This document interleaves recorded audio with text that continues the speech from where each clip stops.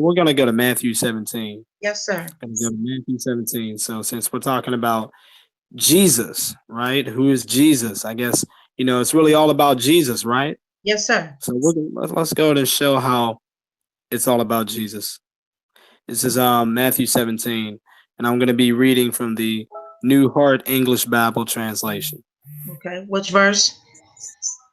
So in verse 1, Okay. it says this. After 6 days, Jesus took him, Peter, James, and John, his brother, and brought them up to a high mountain by themselves. Now, when you look up the information on this high mountain, it's actually Mount Hermon, which is the same mountain that the facetious, evil, fallen angels had went to go ahead to make a pact, some type of pact before they went into the daughters of men. So I think it's kind of like Jesus kind of, getting back at them a little bit. But that's a whole nother story. Surreal, fix your microphone. All right, can you hear me now? Yes, we can hear you now. Go ahead. Okay.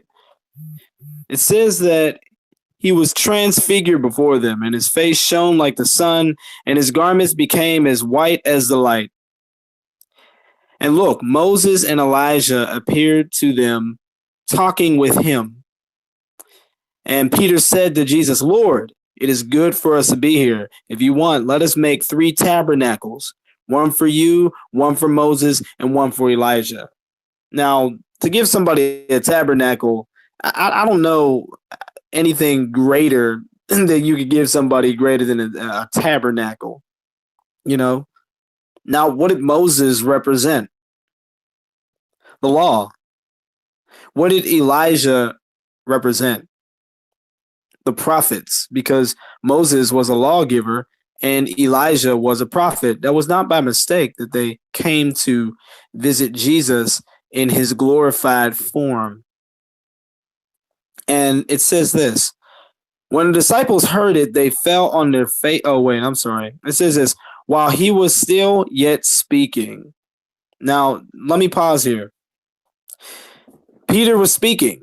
He's saying, Lord, you know what? We're going to make a tabernacle, one for you, one for Moses, one for Elijah. So while he was yet saying that, the Father ends up coming into the picture.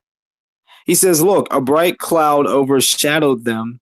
And look, a voice came out of the cloud saying, this is my son, in whom I am well pleased.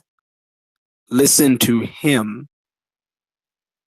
Now let's pause for a minute, because when you look at this, basically you have Peter doing something, you have Jesus doing something, you have Moses and Elijah listening to Jesus. They're talking with him. And this got the Father's attention so much that he came in a cloud, cracked the sky, and spoke. So obviously what was going on that mountain was a big deal, big enough to the point where, like I said, the Father decided to step up and say something. And what did he say? He said, this is my beloved son. Moses was not his son. Elijah was not his son. Jesus was his son. He was identifying Jesus, right? He says, in whom I am well pleased. So the Father is saying, I am pleased with Jesus.